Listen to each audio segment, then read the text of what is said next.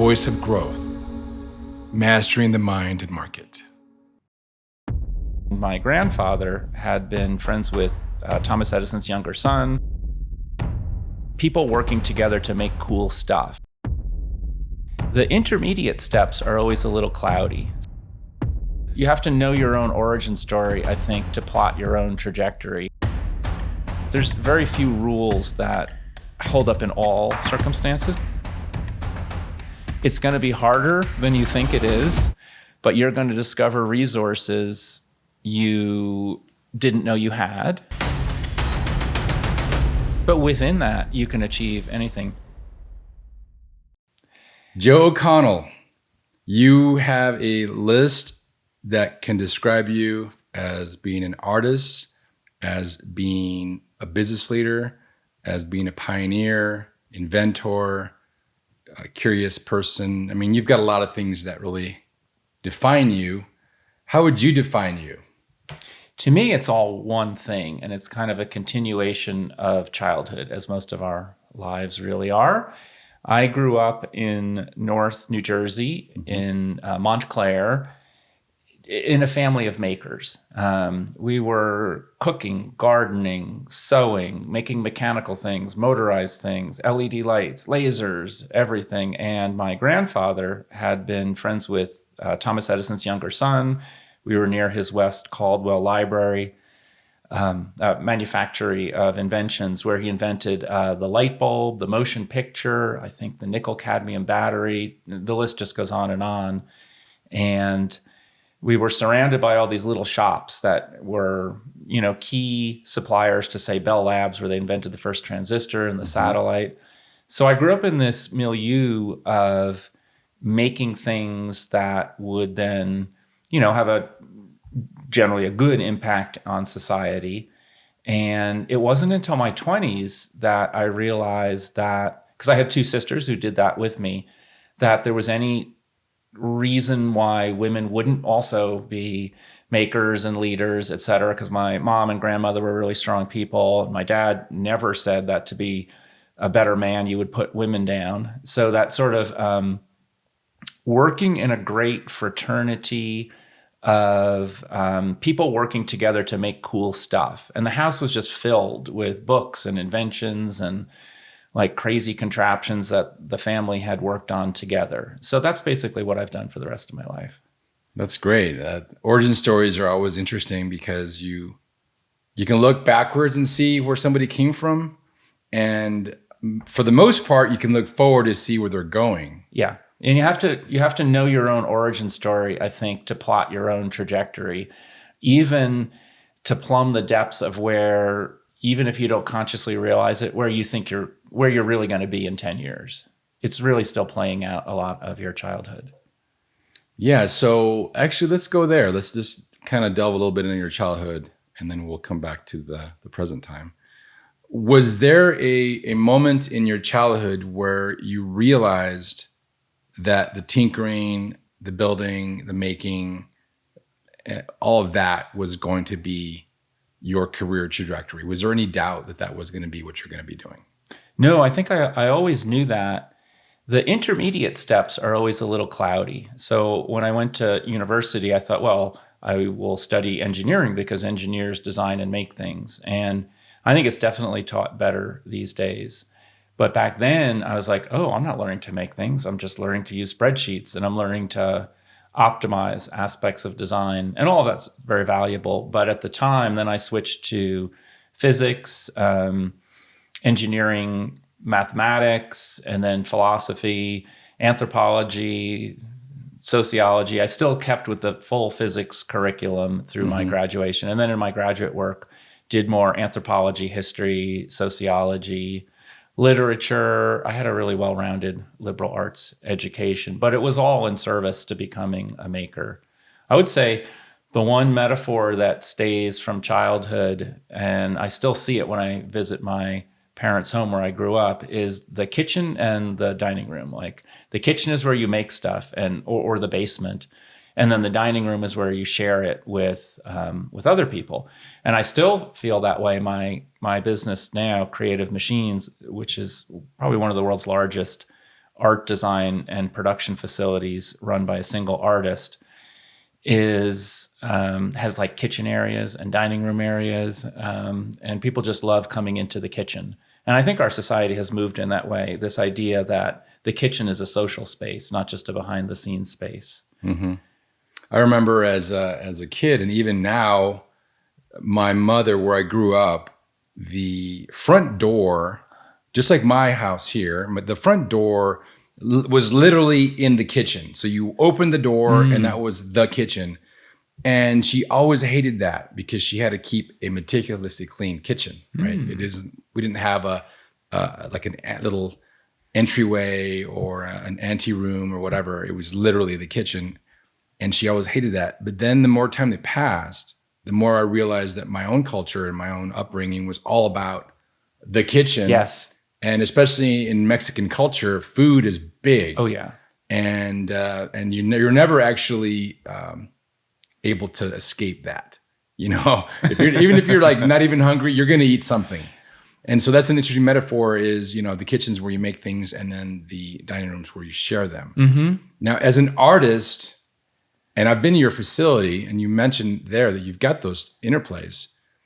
Where do you see your art being shown and exhibited the most? Help our audience understand where your stuff is. So we make, mostly we make large scale public art, and that goes into civic plazas, street corners, public-private developments, but in the public areas of those. In museums, typically in the public spaces in and around museums. We've got a lot of pieces in universities and hospitals, again, in the spaces that are not behind the scenes, but are public facing. So that's kind of like, I guess, if you will, the dining room. We have work on 7 continents. We actually have 2 little sculptures on their way to Antarctica right now. Wow. And always in public spaces. That's amazing. Is there one particular project that is notable or memorable for you, not necessarily because of its scale or for whatever reason, it just kind of you remember this one? It's tough. We've got probably over 100 pieces in public space. One of the more, and I'll just mention 1 or 2 interesting ones. Piole Kabuto was a piece we did on the roof of a luxury shopping mall in Himeji, Japan. And it looks straight across at Himeji Castle, which is a UNESCO World Heritage Site. And that particular project exemplifies how we work with clients and the public and obey the rules, sometimes break the rules a little bit, and create interactivity. So we had this wonderful group of Japanese clients, and I remember doing the sketch late at night. You know how they go through different, they will drink something from everything in the liquor cabinet. Yeah. That's sort of a Japanese tradition. And I forget whether we begin or end with beer, but you go through all the different alcohol families. And so on a cocktail napkin, I have the sketch, and it is it's the claws of the Kuwagata beetle that is revered in that area. A lot of people have them as pets. And it was used to adorn the helmets of the shogun warriors who fought for the emperor of Himeji Castle. Mm-hmm. And he would look out and see who was doing well because he could tell them apart by their helmets. But the other side, and so there's a lot of rooting in history and the client's own personal history in this. But then I spent a ton of time in the mall itself, and I was watching young people. And every little square centimeter of space is privately owned and controlled. Everything is very dense in some Japanese cities. But they were up on the roof where there was some landscaping lights that were accidentally misaimed. And they were aimed so that the kids could be playing in the lights and it would cast their very distinct shadows on this huge white wall that faced Himeji Castle, almost like broadcasting images. And so the kids were doing shadow puppets with each other. One would get behind the other and put horns or teeth coming down to bite the other's head off.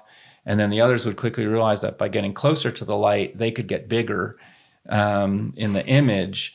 And that was the one place where I saw unstructured play. And I thought, this is kind of a core of a lot of the work we do, is unstructured play that leads to great social benefits, if you will. So we made the sculpture of the Kuagata beetle. You can crawl up into the pinchers of the beetle, and then we made these custom light fixtures that then project even more distinctly than those landscape lights, project your image right up on the wall where it's visible from Himeji Castle. So that particular project had like everything all in one. And then it all had to come apart into 5 tiny pieces to go up in the tiny elevator they had that went to the roof. Wow. So that kind of sums up a lot of our stuff. Yeah, that's a remarkable story. I think that there's a lot to unpack there. I mean, first of all, unstructured play is so important. I remember as a kid spending hours upon hours just doing nothing, or playing with little cars, or running around in the desert. I grew up in the desert here, and it's like the wet desert, so there's not just sand. I mean, we're talking about mesquite trees and creosotes and such. And so I remember just having that unstructured play and just using imagination. And I think that as a society today, especially with the advent of these things, it draws away from that social interaction. And of course, the pandemic also created some challenges. I have a young nephew who he's 8 now. And he was sort of brought into that world with the pandemic in full swing. He was 4 or 5, right? And so he's a great kid, and he's really, I think, sees the world in a different way because the way that he grew up. And so I really like the fact that you're doing that kind of stuff with the that particular piece of art. Tell me about your experience during the pandemic. Did it change your thoughts about life priorities and what society needs and what you could do based on the childhood you had? Yeah, I think it did. For me, I kind of like have this pendulum, if you will, between wanting to go back to a simpler time, nature, being an outdoorsman, that whole aspect of being really close to nature and living a more slower lifestyle. And then the other side of the pendulum is hard driving entrepreneur, taking these crazy ideas over the edge, leading teams and all that. So the pandemic, in a weird way, caused it all to come together in stillness.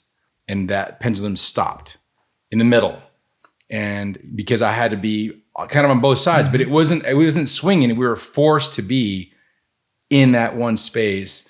And in some ways it was an amazing time. In others, it was more challenging because I had just entered into a relationship where we were blending families. And all of a sudden my partner had to be, because I was sort of going to work, quote unquote, she had to be the homeschooler in an instant of 4 kids. Yeah. And that drew a lot of pressure into the already new vessel of moving in together and all that. So it was a challenge.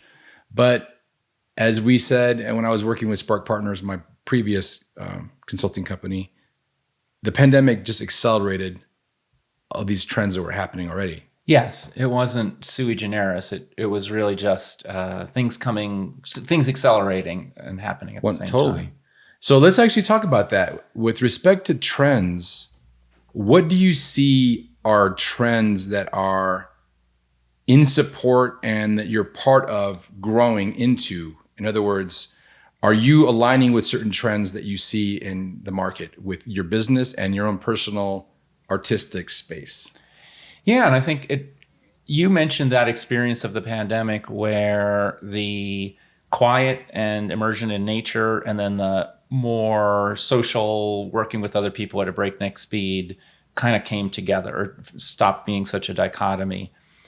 In our own work, I think we started to recognize, again, the value of human connection in spaces. A lot of times we say we make the third object, like let's say there's you, me, and although right now we're sitting across from a table, usually when people want to have a conversation, they'll go to a movie or they'll have something to eat or they'll play a game together. We make those third objects in those spaces that facilitate human interaction.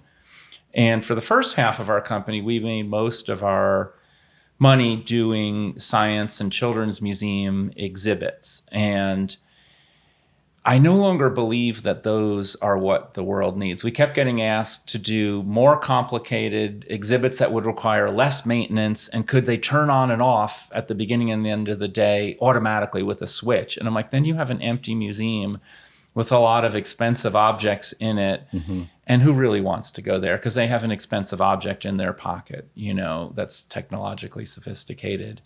And so that's sort of the idea for our not-for-profit Second Sky, which is really not a very creative idea. It's an adventure playground, community center. It takes advantage of, it's also a personal training, family fitness, sports coaching, art. And sometimes people say, well, what's your lane? And I'm like, these are things that groups of people want to do together. It's like the same lane that humanity has had for 100,000 years.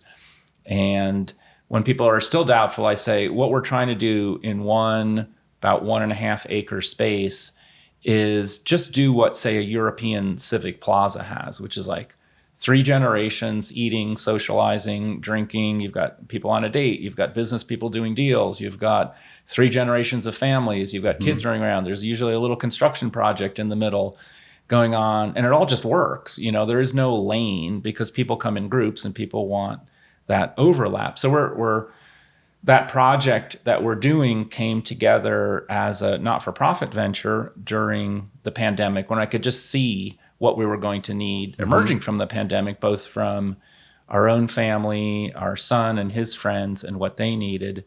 But now, and I hadn't really planned it this way, every time we get an inquiry for children's and science museum exhibits, I say, well, we could make those for you, but let me tell you about Second Sky. Maybe what you really want is consulting and a starter kit to create a more fully immersive community center that also has food and beverage, events, that gets parents really involved rather than just sitting on the side drinking a cup of coffee while their kids play with these expensive toys.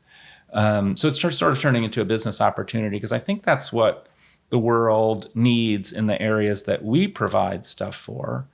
And again, I was in a meeting trying to get our C of O. There's little issues with the building code and the idea that we have a cafe that serves a certain number of people, but the space available for it is much larger than the number of people. And they're like, no, this is a restaurant of 12,000 square feet. You're going to need, 500 parking spaces. I'm like, no, you don't understand.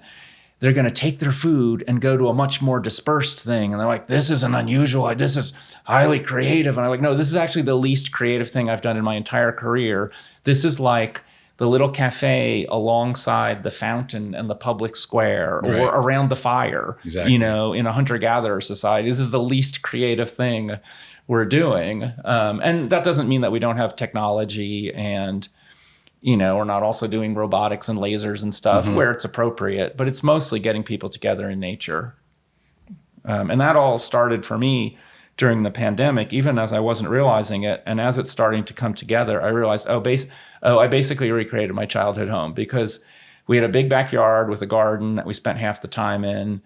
We had the basement where we're always tinkering and making things. We had the kitchen and the dining room where we're always having long conversations over food. And I'm like, that's basically my not-for-profit Second Sky. But it made me who I am, Yeah. And that's interesting that so we really track trends or kind of what's happening, and we're emerging into this really interesting time when AI is becoming more prevalent and more part of the human conversation and situation. But there's another parallel trend that's also at play, pun intended, is you're seeing a lot more of the Gen Alphas. How old is your son? He's 21. Okay, so this is definitely not that age, but the Gen Alphas are like 10. Yeah. Like my little nephew is like 8. So that's sort of Gen Alpha. A lot of the Gen Alphas are already showing some inklings of wanting to unplug. Yes, I've seen wanting that. to go, yeah, this thing's really cool, and I know I grew up with this thing. I know how to manage everything. I can do anything in this, but I'm gonna put that down. I'm gonna go play. Yeah, and they're craving for that, longing for it. And I think even in the early 20s, those kids, so when our son and his friends were in their teens, they'd be playing like multiple online games on their phone, switching between their console and their phone. And then it's, hey, let's go to Creative Machines.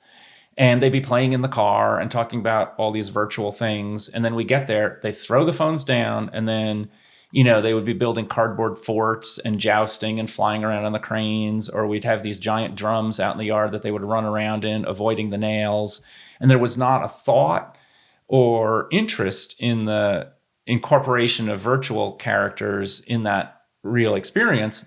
And I know at the time I was going to a lot of meetings with people in their 50s who said, "Oh, the future is merging the digital and the physical." And I'm like, I don't know. I'm watching a bunch of like 12-year-olds, and it's not what they want, and they're going to be the ones buying or not buying your stuff in 10 years. So I see that. Yeah. I've always said that if you really want to understand how to really build a business that lasts, look at what 12-year-olds are doing. Look at what 10-year-olds are doing. What is interesting them? If you look at what's happening in just sports / esports, right? Yes. My sons are into that. And so that is the prevalent thing. And as we know, esports now is bigger than the NFL, baseball, soccer, you stack them all up. It's amazing. And it's bigger than that. There's all these shadow things. Like a lot of times I think people don't pay attention to the numbers. The video game industry is bigger than Hollywood, but we still have Hollywood stars, and I didn't know that stat, but it makes sense. If esports are bigger than live sports, it's just a matter of time before they take more of a center stage position. For sure. And right now, what's interesting is you ask our sons, like they were here, ask them who some players are that are popular or really, really good. They'll know people. I don't know people that are good players, but they know these people because they follow them and they do these Twitch things, and they're literally watching people play games. And my sons would do that too, is they would sit there and play a game. It was crazy. They were playing a game with people on the game while watching somebody else play a game that's recorded. Yeah. And I just couldn't put my head around that. The closest thing that comes to mind, or the first time I had this weird deja vu experience, is I went to the World Series of Poker with my roommate whose brother was playing in it. And people were saying, this is going to be like live and televised and really interesting. And I get into this smoke-filled room with a bunch of slouchy, unattractive, middle-aged guys hunched over their cards. I'm like, this will never play on TV. Yeah, I guess money's involved. But Texas Hold'em is a pretty boring game. There's not a whole lot of psychology and bluffing. It's really just grinding out the numbers of probability. And it was not very interesting to watch them. So I imagine the esports gamers are maybe more interesting to watch in person or get to know as personalities. Right. It's not like, someone who does their particular dance after they score a touchdown, or someone who's so amazingly graceful, in basketball, or, does some amazing thing every 10 minutes in a soccer match. Like, how does the person get involved, and versus how much are you just really seeing into their brain? It's crazy. It's a new frontier. We haven't figured it out yet. Yeah, new frontier. And I think the entrepreneur of the future, or actually the entrepreneur of the current, who is devising new business opportunities, is going to look at these trends and stack them on top of one another to uncover what could be an interplay. And so let me go there a second for you with you. At what point did you, and I know kind of a little bit of the story, at what point did you go into taking it from an art idea to a making money idea? How did that transition happen for you? Well, we got started. So I started the company with a mission statement that wasn't really art or exhibits. It was creating objects and environments to foster creativity, human connection, individual empowerment. I can't remember the exact words. And then the first business opportunities were interactive museum exhibits, because the U.S. Science Museum and Children's Museum industry was going through maybe a decade-long growth spurt. And so that gave us business opportunities to design and build exhibits. And we always tended more toward I never want to do an exhibit that explains like Newton's 3 laws or whatever, like 1, 2, 3. Even back then, I was like, there are $1 trillion companies developing these little things that'll fit in your pocket or be next to it that'll do a better job. So let's concentrate on physical, social, embodied, somewhat open-ended experiences. So that was like for the first decade. And a lot of that then led into the nascent form of like interactive public art that sort of coalesced after that, because it used a lot of the same materials, some of the same principles of giving people a little bit of a stage to exercise creativity when they come up to an art piece through changing colors or gestures or interesting physical motions with the art piece. And then that also then dovetailed with the whole selfie thing. So we, it's guided by a mission, but the specific things we create are guided by what there's a market for. And it always has been. I talk to artists all the time who say, your art is just so compromised because it has to be for the public and paid for by corporations. And I said, well, there's a reason Michelangelo moved in with the Medici family. Art requires money. Yeah. And throughout the grand sweep of things, most art history is actually public art, meaning like municipally commissioned art for display to support certain civic goals, and to appeal to a wide range of people to communicate a particular message.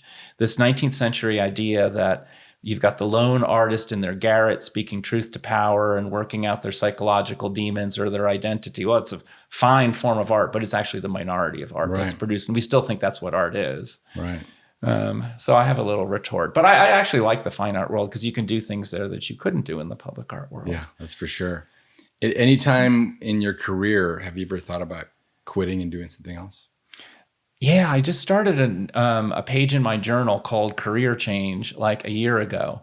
And I think the smart way to do it is to work from the inside out and say, why am I doing what I'm doing? Like rather than throw away my company and move to another city or something like that, I'm like, well, I've got this toolkit. Is there a way I could rethink it from the inside out, from the ground up? And I think there's actually a parallel. So Esther Perel's podcast on relationships, she says, I'm married to the same man, but we essentially broke up and remarried 3 times. The same thing can be true of a relationship. Sometimes you have to restart it. And so the way I've been thinking about it in a career is, how do I really want to behave? What are some of the bad habits I've gotten into? Mm-hmm. And some of those bad habits were like resenting clients that didn't let us do what we wanted to do. Well, the answer there is find different clients, educate those clients in the middle, and just, politely don't take those clients that are going to be that way. Right. And then once you do, stop complaining about it. I don't get to play enough, and play is something I'm talented at, and it's one of our human superpowers. Well, take jobs where you can play. And when I went through this whole career change thought, I basically ended up with the same toolkit and kit of parts and physical company and most of the same staff, but just a way to completely rethink what I'm doing. So that's brilliant. And that's really, this podcast is about the market and the mind. The market, all things business, strategy, operations, HR, all the stuff you hear about, right? Yeah. And we collectively put that as the market is the moniker. And then the mind, of course, is really vast. You're talking about mindset, you're talking about intent, you're talking about self-reflection. We happen to use the Stoic principles as the sort of thing we lean on because it's something that's helped me out. Stoicism alongside some meditation and more mindfulness things. And it sounds like what you did there is definitely a reflection. A lot of Stoics, you would take a long walk. And, I actually did a stillness series where we talked about stopping and just listening to your inner voice. Yeah. Sounds like you did that. I would say, yeah. Stoicism is probably the most rediscovered philosophy around the world by successful people. Because in the end, it's probably, broadly speaking, the one philosophy that works. You can't change the market. Or just to take a slight divergent, the sports that I most find an affinity for, kiteboarding, paragliding, kayaking, you're always dealing with forces that are much bigger. You're not going to change the direction of the wind. You're not going to change the currents or the temperature of the water, the choppiness. where the thermals are. You can't change any of that. You don't have a little engine to overpower it either. All you can do is adjust the angle of various things under your control. And with that little bit of control and a respect for those bigger forces, you can go anywhere you want. That's And brilliant. so that's like, I love reinterpreting Stoicism in any different way. Like, well, you're not responsible for how other people do. The only thing you can control is how you feel about things and what you do. Let's stop being a baby and reorient every thought to not how much do I hate the world and how X or Y is corrupt, but what does success mean for me? How can I use these forces to become more happy, successful, generous in my own self? Yeah, I just see Stoicism rediscovered. And tell me, Manny, how you came to it and discovered it. Yeah, for me, it was sort of a trial by fire in a way. So I started my company in sort of circumstances that were not ideal. We had just moved back to Tucson, my ex-wife and I, and we had lived in Albuquerque. We lived in Ann Arbor, Michigan. We kind of came back, and I was building a new division of a company, and we had a year to do a certain amount of business. Well, that year came to pass, and the financial crisis was in full swing, 2009, right? And so we decided just to pull up, and kill the endeavor, which was a mutual thing. And so I found myself in Tucson with no job in a very dark time in the economy. And I figured, well, what the hell? I'll start a company. And my ex-wife had a job at the university. We had some stability, but we had two boys, two little kids. So it was a lot was going on around me. And there was a pressure cooker of some internal things of wanting to provide, right? Yeah. Especially as men, I guess. I mean, just a broad Nothing brushstroke. wrong with that. Yeah. We want to provide. We want to Yes. protect. We want to provide. And I felt very powerless because I was being, thrown around, as these were my words at the time, thrown around these markets and these situations. And so I didn't know what to do. So I poured myself into my work. And so that was a whole thing. And then eventually I grew my company, and that started moving quickly. And then during the middle of that, got divorced and had that whole experience. And so I just felt as though I was the little bob in the ocean, just kind of bobbing around. And rather than realize that there was magic and beauty to that, I had a mentality that was more frustrated and had a temper about it. I didn't. Yeah. And so long story short is I ended up closing my company. And so I found myself in this situation and it was not like a nice glide path. It was like crashing a plane into the side of a mountain. Yeah. But it had to happen that way, because after that I emerged a better person, and I had full capacity, and I really owned all my mistakes, which was hard to do. It's a hard, big, giant frog to swallow, And I realized that, and I had my partner at the time was really into meditation, and I kind of scoffed at it a little bit to begin with because I was just finding my own way. But eventually it came around that I was like, there's power there. There's something there. And I began to really look at that. And then I bumped into some content on Stoicism. And then that was it. I started reading about it. And now that little bobbin in the ocean, just floating around, has really transformed into an experience I had when I went sailing in San Diego, which when you had that sailboat at the right angle, you have the sail trimmed perfectly. You have this magic moment where it's like that. Everything connects, and you are riding the waves. You're riding the wind. You're only in control of that rudder a tiny bit. Yep. And if you go too much, that's it. But at the same time, like you said with your example, you're not in control of anything. You're in control of this much. This much is what you have control over. But within that, you can achieve anything. And so much of your experience parallels my own. I don't think there are enough resources for men in the culture to not get frustrated and whiny. And we think we have to control everything. I don't know where that comes from in the public narrative about being a man. It's so much better, and it's still consistent with being a provider and a protector, to be aware of where you have control and that almost any situation can be turned positive or negative. It's like we have a little switch every second, and you just got to keep flipping that switch where it's appropriate. I wish there was a little bit more resources like that. So for me, a lot of my turn to Stoicism and the methods I've learned have come at hard times. I remember the company was almost bankrupt. My wife was away on a long trip. We were not getting along. I was there with our son, and we're always playing and joking around. He says, "Dad, how come you're so silly?" And I said, and I thought our company might be bankrupt in the next week. I said, "Because sometimes silly is all you have." And then I realized play is one of our human superpowers. The ability to find a narrow way out through a difficult situation, or to turn a bad to a good, or to detach from yourself and see the humor in something that your first temptation is to see glumly. And so, also because I had asthma, I developed some breathing techniques that I now, like 20 years ago, I now realize are breath work. There's so much more available in terms of knowledge of how to go back and forth between your physical and mental states. And then a whole story I don't have time for, but I met a guru in India, which sounds so stereotypical, but on a trip about a year ago.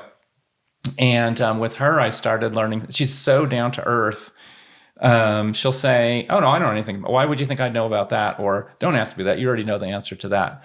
But in specific areas, she gave me a lot of meditation advice. And rather than saying, "Okay, I got that mastered," I am still on the first lesson. And I still say to her, "I'm still working on that first meditation." In the same way Picasso might say, "I'm still learning to paint the bowl I was trying to paint at age 5. You can stick at one thing, and it is the hardest thing. Meditation, I used to think, is just sitting there with your hands in some weird pose. I do it actually in the car when I'm stopped at a light. I don't find a certain benefit in doing 10 or 20 minutes solid at the beginning or the end of the day, but I'll do it for 2-3 minutes throughout the day. And I find it's one of the hardest things to do. It's very difficult. It's very difficult. And there is a lot of power, though, if you figure out how to do it throughout the day. Sometimes, like right now, I'm doing a mini version of it. I can feel my feet. I can feel them interplaying. I can kind of like just feel them one to the other. And I can feel my elbows on the table. I can feel my hands squishing each other here in front of me. And sometimes I do this, and it's a superpower. Because if you're in a tense situation, if you're doing a deal with somebody, or if you really want to be at a position where you can really absorb a lot and produce a lot, meditation is just such a superpower for sure. Yeah, even just like when you're in a tense negotiating or other situation, whether it happens physically or psychologically, your view narrows down. And you're not able to take in alternatives and bigger perspective. You're just focused on the one thing that you think is a threat. I don't know if that's actually the eyes narrowing down. I know actually a lot of our field of view is somewhat psychological. It's not just nerve cells in the retina, because it goes through a whole lot of processing. And that's one of the little unconscious exercises. Like when I feel trapped in any way, I always try to pay attention to the periphery, because that's where an alternative may come from, or at least situational awareness will come from. It's interesting how a lot of the advice that I think is the best in business, and for me, a lot of it comes back to judgment. There's very few rules that hold up in all circumstances from business gurus. It's which rule is the right one to use in this place. But a lot of it comes back to almost physical intuition and awareness, like the situational awareness you would have in sailing. What's the wind doing? What's the angle of the sail? How much is the boat keeling over? How much vibration am I feeling through the rudder? Those are all very physical things. But if you are a future, like to be a really good CEO or manager, you have to not know just what's the future, but you have to be making predictions about the future unsupported by information, because almost by definition, the information isn't there. You have to be like Wayne Gretzky, skating to where the puck will be, 100%. not where it is. And physical analogies, which meditation can key you into, I think are often the best guides for that type of business intuition. Yeah, 100%. There's this new sort of thinking that AI is going to replace CEOs and high-level managers. Okay. Now, I firmly believe that AI is going to have a significant, major change in the way we do business. I believe, and this is my guess only, that we'll have 30 to 40% unemployment. Some people are saying 90. I think that's a little bit too much. I think that's too high. I think 40 is probably okay, but okay is whether it's good or bad, I don't know. But there are people saying that CEOs will be replaced because you can load into this model all of the decisions that have ever been made by all these amazing CEOs, and the agent will percolate this and deliver the solution in a manner which is consistent with 1,000 decisions that had been made. There's a lot to be said for that. I think there's power there. But I think the CEO of the future will have an agent like that at their disposal, where they'll be able to say, okay, agent Bob, here's the situation. What do you think?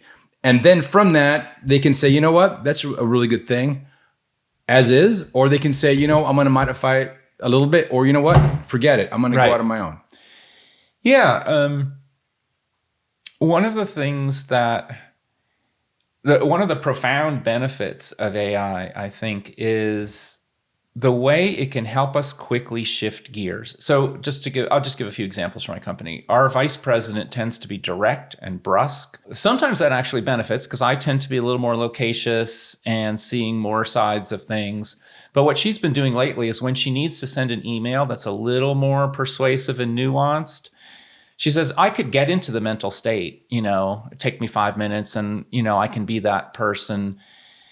I just run it through ChatGPT and I say, change the tone of this. And then I review it and then I send it out.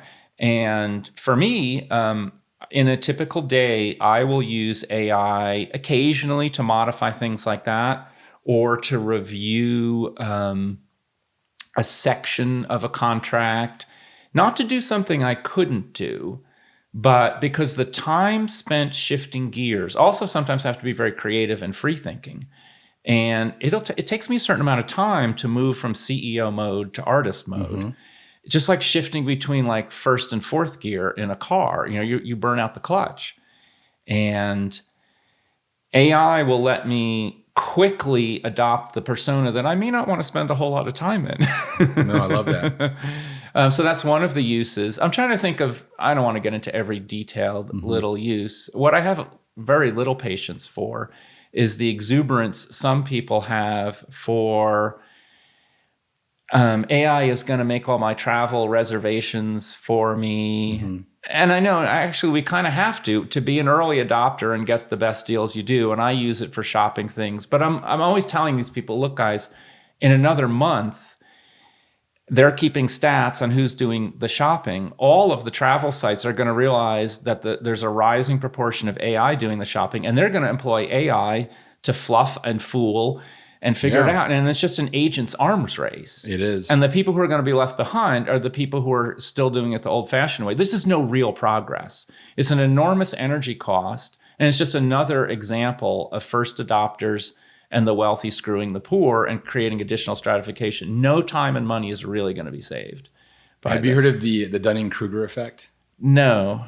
The Dunning-Kruger effect is a brilliant way of seeing certain things. Okay? Mm-hmm. What it purports is that as you start to learn about something, you're thinking of how good you are, like spikes. Like crazy. So So you start playing trumpet, or you start learning a language, and you're like, oh, I can do this. I got this. And so you think you're at this high level, but then as more time passes, you realize, and that's called the Mount Stupid. Yes. Okay?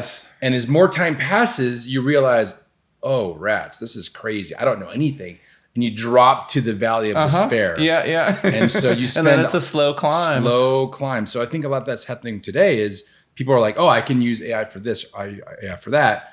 But if you really start to think about it, there's a lot you don't know about what you don't know. Right. And it's going to get you in the end. Yeah. Well, let's just take the one area where I do have some expertise, which is artistic creation, and look at what AI is doing there. Because I'm not really an expert on business processes, even though I use it. In the history of representational arts, when photography first came out, people said, oh, it'll be the death of painting. Well, what it did is it spurred painting to become a whole lot more creative and playful, and it created photography as a legitimate art form. So you ended up with two art forms where you could have argued that at that time, painting was a little bit stagnant. Yeah. There was recently, I don't do murals, but I get involved with them. There was recently a situation in which a group commissioned a mural, and the one they went with was designed by AI to honor some local people. And there was a lot of uproar about that. And they instead chose they replaced the AI, I would say AI assisted, not generated mural, with one created by a human artist who was local. And if you had shown the two artworks to me separately and I didn't know the origins, and I have some expertise in evaluating visual arts, I would have had to say that the AI produced piece was more competent, even slightly more original. And the human mural creator was actually more of a derivative style. It did not serve the needs of the mural, and that you had to get probably too close to see the detail. It wouldn't work from a distance and close up. And I think what that points to is that AI image generation is sort of like a decently skilled, but maybe not top form artist. It's really very good at doing B+ work. And a lot of art is B+ work. Like if you go to the Academy of Arts in Florence, where Michelangelo did David and Afterward, and you see the work in the back room of the Mannerists that followed him, and then you look really closely at some of his sculptures, there are parts of Michelangelo, and Michelangelo was an A+ artist for his choice, his timing, the way he directed the course of Western art, his originality, just so much about what he did is A+. But the Mannerists who followed were technically better at depicting like the faint veins in the arm, the exact angle of the ankle and stuff like that. And it's almost sacrilege to say this, but if you look closely at some of his sculptures, you can see where the technical artistry fell behind his brilliance as an artist. Mm-hmm. And I think we have to grapple with a situation where a lot of practicing artists don't have the same level of proficiency as AI. And again, if you evaluated these two next to each other, the human artist, humans are not immune to copying either. Right. Only they're going to copy the last 10 things they saw, whereas AI is going to learn from 30,000 similar images. It was actually a better project that the AI did. Yeah, and the thing is it goes back to the Stoicism. You can fight it, you can be angry at it, you can shout at it, you can throw rocks at it, or you can just figure out how to dance with it. You can figure out how to make art with it. It's made us better. So we are about to install a really big figurative art piece in Phoenix, and we did use AI tools. We ended up drawing almost all of it ourselves, but we use some AI tools, and AI is built into Photoshop and Illustrator now. Right. There's nothing being created digitally that it doesn't have some AI in it anymore. To create these giant murals related to regions of Mexico from which the people in those neighborhoods feel a strong affinity. So the AI made it quicker to draw and quicker to show things to the community. And we spent the time that we saved doing huge, extensive work with that community. Nice. The project would not have been as collaborative or involved as much of their input if we didn't use the AI tools. Because it would have taken us like 3 weeks to draw a scene, and then we're not going to change it, you know? Yeah. Whereas if we can come up with 4 variations in AI, go meet with a group that's doing folklorico dancing and say, you know, how does this speak to you? Yeah, but the hat should be like this. We're okay. Yeah. It just made a better product in the end. It's a tool. It's amazing. So let me ask you a question. If I had a magic phone that I could hand to you right now, and you could call Joe O'Connell at 18 years old and tell Joe something, what would you tell Joe? Well, that's a good question, because I talk to a lot of 18-year-olds. I guess I would say it's going to be harder than you think it is, but you're going to discover resources you didn't know you had. So just don't be so anxious. It'll probably work out. Maybe another thing I'd say, although I was already taking that advice, because I did a lot of journaling, is the sooner you really know yourself, the sooner you'll be able to turn your gaze from your navel and out to the world. And the sooner you know yourself, the sooner you will stop self-sabotaging and unpredictably derailing things, and you can concentrate on being in the world. That's brilliant. One last question. That same phone, I'm going to turn the dial, and you're going to get to ask a question of 75-year-old Joe O'Connell. Did you do the right thing? I'm 57 now and facing a bunch of life and career choices. Do you have any regrets that could have been avoided at 57? Because you got to live your life. You know, I think it was Plato that said you're sort of living your life working backward from your death to not have regrets and have left a legacy and had a full life. And I used to pray all the time, let me have no regrets, not make me be good, do this, or, you know, I want this girl to like me, or I want to make money or whatever. It was like, may I have no regrets and let fear steal no more of my life from me. So there's things I just don't know. Should I make radical changes in my life and in my work and like break things and then think I'm going to rebuild them, or should I modify them? And it all depends on how long you're going to live and what the future holds. That's very brilliant. And I won't know until I'm 75. Yeah, we'll see. But that's the human condition, making decisions in the absence of complete information. Yeah, and then making mistakes, right? We talked about this in the pre-meeting. Making mistakes. Yeah, what was it? Oh, yeah. So judgment is probably the number one business skill and life skill, because it's very hard to say one business leader rule that applies in all situations at all times. So it's the judgment. It's like, which rule? Do I slow down? Do I speed up?